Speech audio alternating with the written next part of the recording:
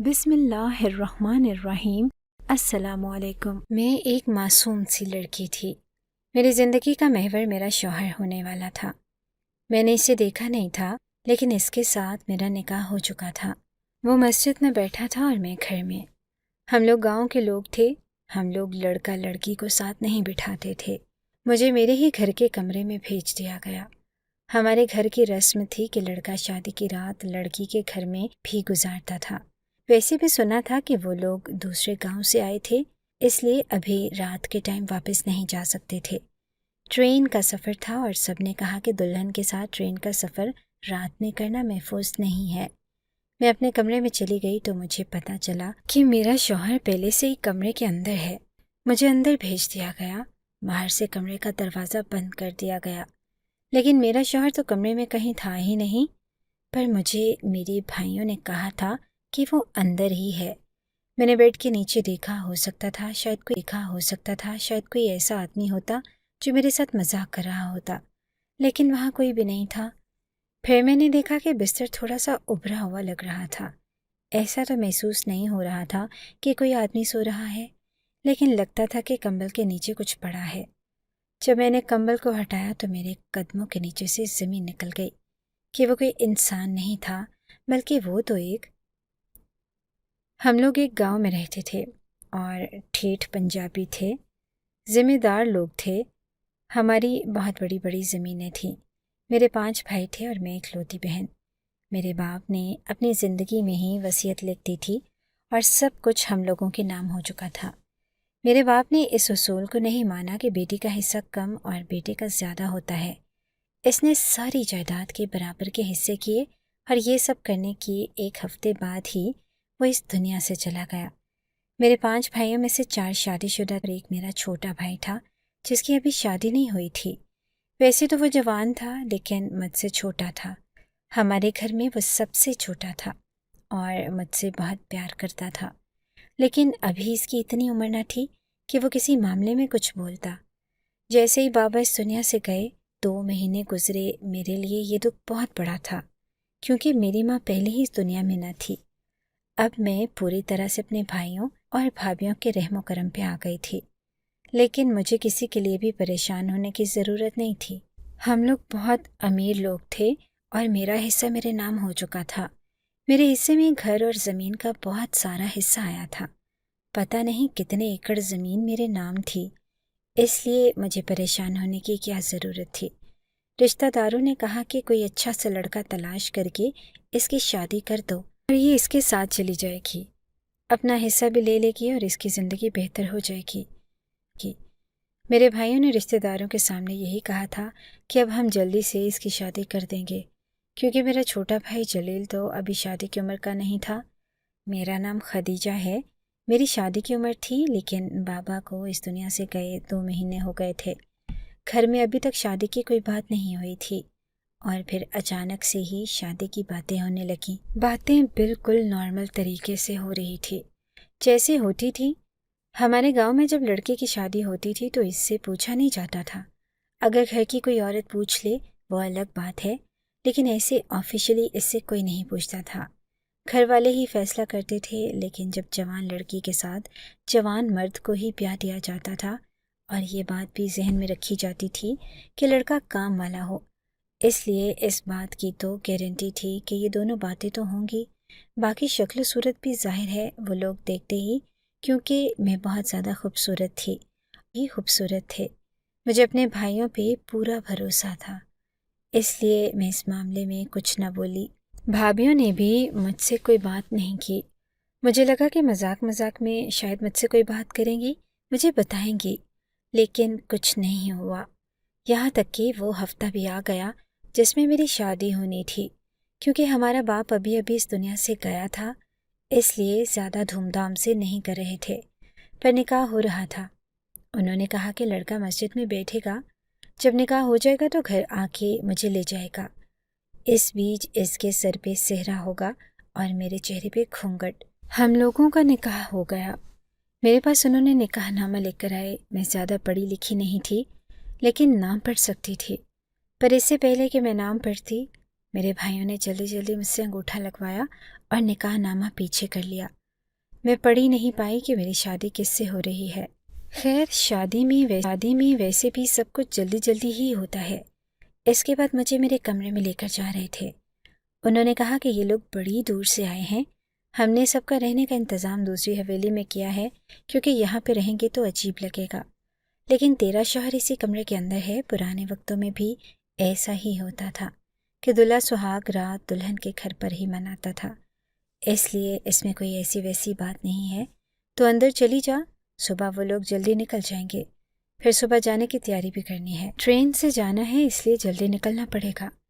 मैंने अपने चारों भाइयों को अपने सामने खड़ा किया और कहा कि आप लोगों ने मेरा बहुत साथ दिया, आप लोगों का बहुत शुक्रिया। मैं यहाँ से जा रही हूँ, मुझे ये घर ये सब कुछ बहुत याद आएगा। उन्होंने कहा कि अरे पगली, हम तेरे लिए ये सब कुछ नहीं करते तो कौन करता। चल तो अब अंदर जाओ और किसी चीज़ की ज़रूरत हुई तो आवाज़ दे देना। मैं खुश थी कि अल्लाह ने मुझे कितनी अच्छी भाभी और भाई दिए थे। मैं अंदर कमरे में चली गई तो ये देख के हैरान रह गई कि सामने तो कोई था ही नहीं। मुझे लगा कि शायद वो गुस्ल खाने में होगा। हमारा घर पुराने ज़माने का बना हुआ था। बाथरूम बाहर की तरफ थे, लेकिन गुस्ल खाना कमरे में था। यहाँ पर आप बस गुस्ल कर सकते थे, पर वो इधर भी नहीं था। अब मैं कहाँ ढूंढती अपने शौहर को। मेरी भाभी ने तो कहा था कि वो अंदर ही है, फिर वो नज़र क्यों नहीं आ रहा था? क्या इसने सुलेमानी टोपी पहन रखी थी? अचानक मेरी नज़र बिस्तर पे पड़ी तो मैंने देखा कि बिस्तर में कुछ उभार था। ऐसे लगता था कि जैसे कोई लेटा हुआ है, लेकिन ये शख्स जो भी था, क्या वो बहुत ही ज़्यादा पतला और छोटे कद का था, जो ऐसे लेटा था कि पता ही नहीं चल रहा था। मैं आगे बढ़ी और कुर्सी पे बैठ गई। इसने सर तक कंबल तान रखा था। मैं हैरान थी कि क्या करूं, आवाज़ दूं। अगर आवाज़ दी और इसने कहा कि हाँ, तो फिर अगला जवाब क्या दूंगी कि मैंने इसे क्यों जगाया है? क्या मैं दूसरी तरफ से जाके सो जाऊं? मैं बड़ी परेशान थी। पूरी रात इस कुर्सी पे भी नहीं बैठ सकती थी। मैंने अपने कपड़े बदले और दूसरी तरफ से जाके अपने बिस्तर पर ऐसे लेट गई कि बस नीचे ना गिरूं। बेड पर इतनी ही थी, लेकिन अजीब बात थी, जब आपके साथ कोई इंसान सोया होता है तो आपको इसकी मौजूदगी का एहसास होता है। इसकी सांसों की आवाज़ आती है। हम लोग तो वैसे भी गांव में रहते थे, यहाँ पे इतना शोर नहीं था कि इतना शोर हो कि कोई आवाज़ ही ठीक से न आए। मेरा कमरा भी काफ़ी दूर था। यहाँ दूर दूर कमरे बनाए गए थे। हमारा घर 10 केनाल पर मुश्तमिल था। पता नहीं मेरे दिल में क्या ख्याल आया कि मैंने कंबल हटा दिया और सोचा कि अगर इसने कहा कि कंबल क्यों हटाया है तो कह दूंगी कि मेरा हाथ लग गया था। जैसे ही कंबल हटाया, सामने जो चीज़ पड़ी थी, इसको देख के चल गई। मैं हैरान रह गई और सोचने लगी कि शायद मेरे साथ कोई मजाक हुआ है। थोड़ी देर कमरे में बैठी रही, इधर उधर देखती रही। बैठे बैठे नींद आ गई। सुबह हुई तो मेरी भाभी ने दरवाज़ा बजाया। मैंने दरवाज़ा खोला और वो अंदर आई और खिड़कियों के आगे से पर्दे हटाने लगे। कहने लगी कि नींद अच्छी आई, कोई मसला तो नहीं हुआ ना? अपने शौहर के साथ अच्छा वक्त गुजर गया? मैंने कहा कि शौहर तो कमरे में ही नहीं है। इस बात पर वो हंसने लगी। इसने कहा कि चल मुंह हाथ धो ले, नाश्ता बना दिया है। जब मैंने टाइम देखा तो 9 बज रहे थे और मेरी भाभी ने तो कहा था कि हमें सुबह जल्दी निकलना है, और वो मुझे 9 बजे जगाने आई थी। बाहर आई तो बाहर कोई भी नहीं था। मुझे लगा कि सारे मेहमान बैठे होंगे, नाश्ता वगैरह चल रहा होगा, लेकिन हवेली बिल्कुल खाली थी। मेरे 2 भाई काम पे जा चुके थे और 2 भाई शायद अभी तक सो रहे थे। छोटे भाई थे और 2 भाई शायद अभी तक सो रहे थे। छोटे भाई का कुछ पता न था। भाभियाँ अपने कामों में लगी थी और नौकरानियाँ काम कर रही थी। मुझे समझ नहीं आ रहा था कि क्या हो रहा था। आस पास बिल्कुल खामोशी थी। मेरी भाभी ने मेरे सामने नाश्ता रख दिया और कहा कि अब तो दुल्हन है, अब तो तुझे दुल्हन की तरह ही ट्रीट करना है। नाश्ता भी तुझे हम ही बना के देंगे। पहले तो तू सबका नाश्ता बनाती थी। वाह वाह, तू कह रही थी कि हम लोग सुबह सुबह निकल जाएंगे, लेकिन अब कह रही थी कि तूने इसी घर में रहना है। मैंने कहा कि वो लोग कहाँ चले गए? तो कहने लगी कि कौन से लोग? इनके इस सवाल ने मुझे हैरान कर दिया। मुझे पूछना था और क्या। फिर मैंने कहा कि मेरा शौहर कहाँ है? तो उन्होंने कहा कि कमरे में जो था तेरे बिस्तर पे रखा था ना, वही तेरा शौहर है। मैंने कहा कि वो मेरा शौहर कैसे हो सकता है, वो तो एक चीज़। मैं बोल रही थी कि वो कहने लगी कि ये मीने वाला सूट निकाला है, इसे पहन के तो बड़ी प्यारी लगेगी। तैयार हो जा, अब तू सुहागन है तो सुहागन की तरह रहना है तुझे। मैं बोलने लगी, पर भाभी। तो मेरी भाभी ने मेरी बात नहीं सुनी और दूसरी भाभी को कहने लगी कि नजमा, इसके लिए चूड़ियाँ निकाल दे। इसके भाई कह रहे थे कि इसकी कलाइयाँ खाली नहीं रहनी चाहिए और इसके पैरों की मेहंदी भी हल्की हो गई है। जल्दी जल्दी मेहंदी घोल, इसके पैरों पे फिर से मेहंदी लगानी पड़ेगी। वो लोग अपने कामों में लगी थी। मुझे दुल्हन की तरह फिर से सजा रही थी। मुझे कह रही थी कि मुझे दुल्हन की तरह रहना है, मुझे सुहागन की तरह रहना है। और मेरा शौहर तो था ही नहीं, ना ही मेरी बारात वाले थे, कोई भी नहीं था। ये किस किस्म की बात थी, ये क्या हो रहा था? जब वापस इस कमरे में आ गई और इस चीज़ की तरफ देखने लगी जिसको मेरा शौहर बताया जा रहा है, और वो मेरा शौहर कैसे हो सकता है मेरी ज़िंदगी में, और वो मेरा शौहर कैसे हो सकता है मेरी ज़िंदगी में। एक तूफ़ान आया था और अभी दूसरा तो तूफ़ान आने वाला था, पर मुझे अंदाज़ा नहीं था कि 1-2 हफ्ते तक इस घर में यही तमाशा चलता रहा। मुझे रोज़ दुल्हन की तरह सजाया जाता, मेरे लिए अच्छे अच्छे खाने बनते। गांव की औरतें भी मुझे देखने के लिए आ रही थी कि दुल्हन बन के कैसा रूप चढ़ा है, कैसी लग रही है, कपड़े कौन कौन से हैं, बरी में क्या है।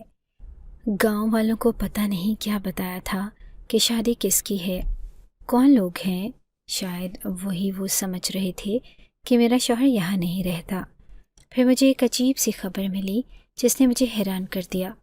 मुझे मेरे छोटे भाई जलील ने कहा कि वो जो आपको घर में मिला है ना, हिस्से में भाई ने तो वो किराए पर दे दिया है। मैंने कहा कि क्या मतलब, मेरा घर उन्होंने कैसे किराए पे दे दिया?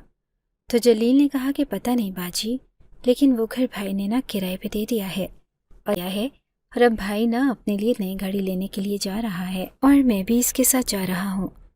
मैं हैरान थी कि मेरे घर को किराए पे कैसे दे सकता था, जबकि हमारे अब्बा जी ने कह दिया था कि जिसके हिस्से में जो आया है इसके बारे में फ़ैसला सिर्फ वही करेगा। मैंने अपनी भाभी से कहा तो उसने कहा कि अरे भाई ने किराए पे दिया है, बेच तो नहीं दिया। ये सब लोग ऐसे लगता था जैसे आपस में मिले हुए हैं, अजीब अजीब बातें करते थे, मेरी हर बात को बहुत नॉन सीरियस लेते थे। आज 3 हफ्ते हो गए थे, मुझे सुहागन बना के रखा था, लेकिन मेरा शौहर कहाँ था मुझे पता नहीं था। मैं अपने बड़े भाई से बात करना चाहती थी। अब्बा जी के बाद वही हम सब का बड़ा था। मैं इससे बात करने जा रही थी और एक ही घर में होते हुए वो मुझे मिल नहीं रहा था, जैसे मुझसे सामना ही नहीं करना चाहता था। फिर एक दिन मुझे मिल गया और मैंने इसे कहा कि मैं बड़ी परेशान हूँ। तो उसने मुझे ऐसी बात बताई कि मैं हैरान रह गई। इसने कहा कि तेरे साथ जो कुछ हुआ है वो बिल्कुल नॉर्मल है और ऐसा पहले भी होता रहा है। मैंने कहा कि कैसे हो सकता है, आप लोगों ने मेरी शादी एक चीज़ से करवाई है, अब फिर आप लोग कह रहे हैं कि ये नॉर्मल है, ये नॉर्मल कैसे हो सकता है? तब मुझे मेरे भाई ने एक बात बताई जो उस वक्त मुझे समझ में आ गई। इसने कहा कि तेरी शादी मेजर नदीम खान से हुई है, वो सामने वाली हवेली है ना, अरे वो काले गेट वाली, वहाँ पे रहते हैं वो। लेकिन बात ऐसी है कि इनका बेटा घर पे नहीं था, इसलिए हमने तेरी शादी इसकी करपान से करा दी। करपान एक तरह की तलवार होती है जिससे पुराने ज़माने में लोग लड़ा करते थे, और जब मर्द जंगों पे जाते थे और कई कई साल तक वापस नहीं आते थे तो इनकी जो मंगेतरें बैठी होती थी ना, इनके लिए ये तरीका निकाला था कि लड़की की करपान रख के लड़की और लड़के का निकाह पढ़ा दिया जाता था। हर दोनों ख़ानदान इस निकाह के गवाह बन लड़की को रुखसत करा के ले जाता था। तब तक लड़की उधर ही रहती थी। तुझे तो पता है कि आजकल फिर से हालात ख़राब हैं, इसीलिए हम लोगों ने ये तरीका आजमाया है, क्योंकि अब्बा जी की आखिरी ख्वाहिश थी कि तेरी शादी जल्द अज जल्द हो जाए और पूरे गांव में सिवाय नदीम खान के और कोई भी इस काबिल नहीं था। अब इसके आने का इंतज़ार करते तो देर हो जाती। कहते हैं ना कि मरने वाले की आखिरी ख्वाहिश जल्दी जल्दी पूरी कर देनी चाहिए। बेटा, इसलिए हमने तेरी शादी इन हालातों में करवा दी, और जब तक लड़का नहीं आता लड़की इस करपान को ही अपना शौहर समझती है, इसी के साथ सोती है और इसी को बड़ी इज्जत और तमीज़ के साथ रखती भी है। और तेरी भाभी बता रही थी कि तूने इसे वहीं पर फेंक दिया है। جا بیٹا جا، ایسے نہیں کر، یہ رسمیں، یہ رواج، ارے ہم تو گاؤں کے لوگ ہیں، ان رسمی رواجوں میں بندھے ہوئے ہیں، ہم تو ان کو پیچھے نہیں چھوڑ سکتے نا۔ بیٹا جب تیرا شوہر آ جائے گا تو وہ تجھے یہاں سے رخصت کروا کے لے جائے گا، تب ہم تم دونوں کا نکاح دوبارہ کروائیں گے اور نکاح رجسٹر بھی کروا دیں گے۔ جب میں نے یہ بات سنی تو میرے دل کو سکون آ گیا اور میں سمجھ گئی کہ معاملہ اتنا خراب نہیں اور سب کچھ ٹھیک ہو جائے گا۔ میں اپنے شوہر کا انتظار کرنے لگی۔ مجھے پتا تھا کہ اس گاؤں میں اس نام کا ایک لڑکا رہتا تھا، شاید ہم لوگ بچپن میں ایک ساتھ کھیلے بھی تھے، اور وہ بڑی حویلی والے تھے، وہ بھی امیر لوگ تھے۔ لیکن یہ بات بڑی عجیب سی کہ اگر میں ان کے گھر کی بہو بن گئی تھی تو وہ مجھے لے کر کیوں نہیں گئے، اور ان کے گھر سے مجھ سے کوئی ملنے بھی نہیں آتا تھا۔ ایک دفعہ میں باہر گئی تو انہی کے گھر کی ایک لڑکی بھی وہاں کھڑی تھی۔ میری ایک دوست کی شادی تھی، اس نے مجھے دیکھا لیکن اس نے مجھ سے بات نہیں کی تھی۔ وہ اس لڑکے کی بہن تھی۔ یوں تو میں اس کی بھابھی ہوئی اور جہاں اتنا بڑا معاملہ ہوا ہے تو وہ بھی یہ جانتی ہوگی، لیکن اس نے مجھ سے کوئی بات نہیں کی، مجھے بلایا تک نہیں۔ آخر کو تو میرا اس کے ساتھ رشتہ تھا۔ اس بات نے مجھے بڑا پریشان کیا، لیکن ابھی انہی سارے مسئلوں میں الجھی ہوئی تھی کہ پتہ چلا کہ میری زمین کا ایک بڑا حصہ میرے بھائی نے بیچ دیا ہے۔ میں حیران ہوئی اور میں نے کہا کہ یہ کیسے ہو گیا؟ اپنے بھائی سے پوچھا تو اس نے کہا کہ تیری تو شادی ہو گئی ہے اور اب تیری جائیداد ہماری ہے۔ میں نے کہا کہ یہ کس نے آپ سے کہا ہے؟ جب شادی ہوئی ہے تو میری جائیداد میری اور میرے شوہر کی ہوئی نا؟ تو اس نے کہا کہ نہیں، تیرا شوہر تو ابھی یہاں پہ نہیں ہے۔ میں نے کہا کہ پر آپ نے تو کہا تھا کہ وہ واپس آ جائے گا۔ اس بات پہ وہ ہنسنے لگے اور کہنے لگے کہ جو ہو رہا ہے ہونے دو۔ پر میں یہ کیسے ہونے دے سکتی تھی؟ میں گاؤں کی لڑکی تھی، معصوم تھی، لیکن مجھے اتنا پتا تھا کہ میرے بھائی میرا حق کھا رہے تھے۔ مجھے شادی کے نام پہ بٹھا دیا تھا، لیکن میرا شوہر ابھی تک واپس نہیں آ رہا تھا۔ میں نے اپنے تو اس نے کہا کہ نہیں، ایسا تو نہیں ہے کہ کوئی بہت ہی ایسے حالات ہوں، بس وہی ہے جو ہوتا ہے۔ روٹین میں نے اپنے بھائی سے کہا کہ تو میری مدد کر، کسی دن میرے ساتھ ملکوں کی حویلی میں چل، مجھے ان سے بات کرنی ہے، لیکن یہ بات گھر میں کسی کو بھی پتہ نہیں چلنی چاہیے۔ میں وہاں پہ گئی اور میں نے وہاں جا کر کہا کہ وہ میں ندیم خان کی بیوی ہوں۔ انہوں نے کہا کہ ندیم خان کی بیوی؟ ہمارے بیٹے کی بیوی؟ لیکن تم اس کی بیوی کیسے ہو سکتی ہو؟ ہمارے بیٹے کی تو ابھی تک شادی ہی نہیں ہوئی ہے۔ میں یہ سن کے حیران رہ گئی۔ میں نے کہا کہ شادی تو ہوئی ہے میرے ساتھ، اس کی کرپان کے ساتھ۔ انہوں نے کہا کہ اس کی کرپان؟ ارے اس کی کرپان تو گھر پڑی ہے، ہماری خاندانی ہے، لیکن جب وہ کمرے میں گئے تو وہاں نہیں تھی۔ انہوں نے کہا کہ ہو سکتا ہے کہ کہیں رکھتی ہو، پر تم یہ کیسی باتیں کر رہی ہو؟ ایسا تو بہت پرانے زمانے میں ہوتا تھا، اب ایسا نہیں ہوتا۔ ہم لوگ اس رواج کے بارے میں جانتے ہیں، لیکن ہم نے تمہارے بھائیوں سے ایسی کوئی بات نہیں کی۔ وہاں پہ ایک بوڑھا آدمی بھی بیٹھا تھا۔ اس نے کہا کہ اس لڑکی کو کچھ نہ کہو، یہ ہمارے بیٹے کی کچھ نہیں لگتی، لیکن مجھے لگتا ہے کہ اس کے ساتھ بہت بڑا دھوکہ ہوا ہے۔ اس کے بھائیوں نے اس کی جائیداد کھانے کے لیے اس کو یہ کہانی سنائی ہے۔ میں نے کہا کہ میرے بھائی ایسے نہیں ہیں، تو اس نے کہا کہ پتر، تم لوگ ہمارے گاؤں کے امیر ترین لوگوں میں سے ہو، تیرے باپ کو میں اچھی طرح جانتا تھا۔ ارے ایک مرلے کے پیچھے ہی بھائی بہنوں کا حق کھا جاتے ہیں۔ تو ایکڑ زمینوں کی وارث ہے، اور سنا ہے کہ ایک بہت بڑی حویلی بھی نام کی ہے تیرے باپ نے، اور کوئی 10-20 جانور بھی تیرے نام کیے ہیں۔ ارے تو شکر کر کے تو ابھی زندہ ہے۔ ان کی اس بات پہ میں غصہ ہو گئی۔ میرے بھائی ایسے نہیں تھے، میری بھابیاں بھی میرا بہت خیال رکھتی تھی، لیکن پھر یہ بات بھی اپنی جگہ تھی کہ زمین کا ایک بہت بڑا حصہ میرے بھائی نے بیچ دیا تھا، لیکن پیسوں سے وہ اپنے حصے کی زمین کا ایک بہت بڑا حصہ میرے بھائی نے بیچ دیا تھا، لیکن پیسوں سے وہ اپنے حصے کی زمین پر شہروں جیسا بڑا سا گھر بنوا رہا تھا، وہ بھی اپنی بیوی یعنی کہ میری سب سے بڑی والی بھابھی کی فرمائش پر۔ اگر وہ ایسا نہیں تھا تو پھر یہ سب کچھ کیا تھا؟ آہستہ آہستہ وہ لوگ میری ساری جائیداد بیچنے لگے۔ یوں سمجھیں کہ میری 40% جائیداد کو بیچ دیا گیا، لیکن اب مجھے اپنا حق لینا تھا۔ میں نے اپنے چھوٹے بھائی سے کہا کہ تو کسی طرح اس آدمی سے رابطہ کر جس کے ساتھ انہوں نے میرا نکاح کیا ہے، اور اس مفتی کو بھی بلا کے لا جس نے نکاح پڑھایا تھا۔ میرے بھائی نے کہا کہ وہ مفتی گھر نہیں آ رہا، لیکن میں تجھے اس کے پاس لے جا سکتا ہوں۔ جب میں اس مفتی کے پاس گئی تو میں نے راستے میں ندیم خان کو دیکھا تھا۔ وہ وہیں سے نکل رہا تھا، لیکن میں اسے روک نہیں پائی۔ کس حق سے روکتی اور کیسے بلاتی؟ میں نے مفتی صاحب سے کہا کہ آپ نے میرا نکاح ندیم خان کے ساتھ پڑھوایا ہے نا؟ تو اس نے کہا کہ میں نے بیٹی تیرا کوئی نکاح نہیں پڑھوایا، اور کہا تھا کہ ہمیں یہ ڈرامہ کرنا ہے تاکہ ہماری بہن کی جائیداد ہمارے پاس ہی رہ جائے، وہ دلہن بنی بیٹھی رہے اور ہم اس کی جائیداد کھا جائیں۔ جب سب کچھ بیچ دیں گی تو تب اس کو حقیقت بتا دیں گے، اسی لیے وہ تیری جائیداد بیچ رہے ہیں۔ پورے گاؤں میں بات مشہور ہے، تیرے حصے کی جائیداد وہ نیلام کر رہے ہیں، ایسے سمجھ کے نیلامی لگی ہے۔ میں نے کہا کہ آپ کو بتاتے ہوئے شرم نہیں آتی؟ آپ اس گاؤں کے مفتی صاحب ہو کے رشوت لیتے ہیں۔ اس نے کہا کہ میں تو غریب آدمی ہوں، اپنے بچوں کے لیے لی ہے، اپنے بھائیوں کا گریبان پکڑنا مجھے کیا کہتی ہو؟ میں رونے لگی کیونکہ مجھے پتہ چل گیا تھا کہ میرے ساتھ دھوکا ہوا ہے۔ میں باہر نکلی تو ندیم نے مجھے روک لیا۔ اس نے کہا کہ آپ نے اندر یہ کیوں کہا کہ آپ کا نکاح میرے ساتھ کروایا گیا؟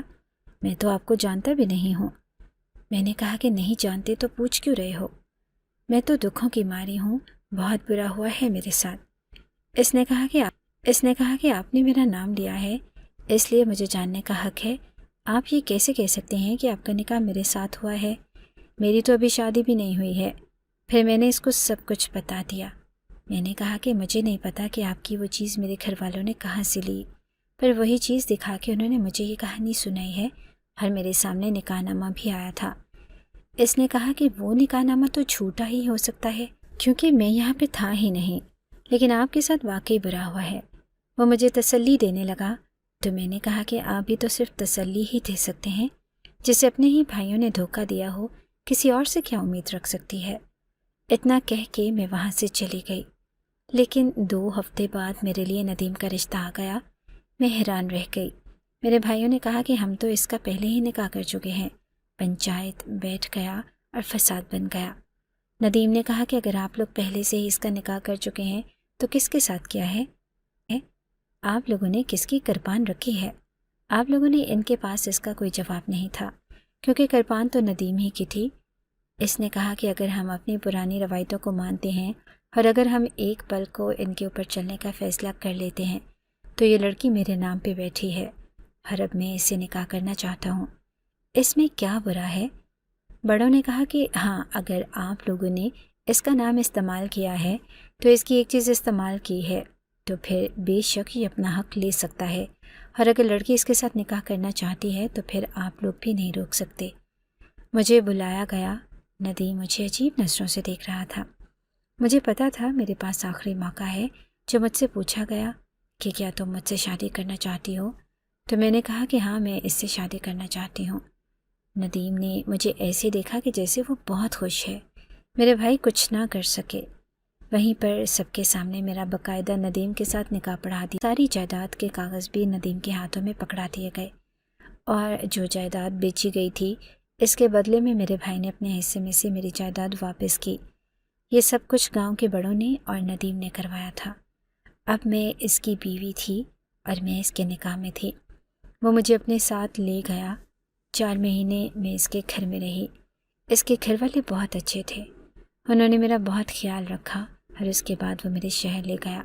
میری جائیداد ابھی بھی اسی جگہ پر ہے، نہ تو اس نے بیچی ہے اور نہ ہی وہ ذکر کرتا ہے، بلکہ جو میرے بھائی نے بیچ دی تھی وہ بھی واپس لے کے دی ہے۔ بہت اچھا انسان ہے، میں اس کے ساتھ بہت خوش ہوں۔ میں نے اس سے پوچھا کہ اگر تم نہ چاہتے تو مجھ سے شادی نہیں کرتے، پھر تم نے یہ سب کچھ کیوں کیا؟ اس نے کہا کہ میں نے تمہاری مدد کی ہے کیونکہ تمہارے ساتھ تمہارے بھائیوں نے برا کیا تھا۔ میں تمہاری مدد کرنا چاہتا تھا، اور پھر تم دیکھنے میں اتنی بری بھی تو نہیں تھی، اچھی بھلی خوبصورت ہو۔ میرا بھی چاہتا تھا، سو میں نے تم سے شادی کر لی۔ ہم دونوں ہی اس بات پر مسکرانے لگے، لیکن دراصل یہ بات ہمارے لیے خوشی کی بن گئی تھی۔ لیکن پہلے رونے کا ہی مقام تھا کہ میرے بھائیوں نے میرے ساتھ اتنا بڑا ظلم کیا تھا، اور میں اکیلی نہیں جن کے ساتھ ایسا ہوا۔ ایسا بہت سی لڑکیوں کے ساتھ ہوتا ہے۔ کبھی کسی لڑکی کی شادی قرآن مجید سے کروا دی جاتی ہے، جو کبھی کسی لڑکی کی شادی کسی چیز سے کروا دی جاتی ہے، یہاں تک کہ جانور سے بھی، صرف جائیداد ہڑپنے کے لیے۔ آپ لوگ بتائیں کہ آپ کے گاؤں یا شہر میں اس طرح کا کوئی واقعہ پیش آیا ہے؟ اگر آپ کو ہماری یہ کہانی اچھی لگی ہے تو ہماری کہانی کو لائک کیجیے اور اس طرح کی مزید کہانیاں سننے کے لیے ہمارے چینل کو سبسکرائب کیجیے۔ کہانی سننے کا شکریہ۔ آپ سے ملاقات ہوگی اگلی ویڈیو میں، تب تک کے لیے اللہ حافظ۔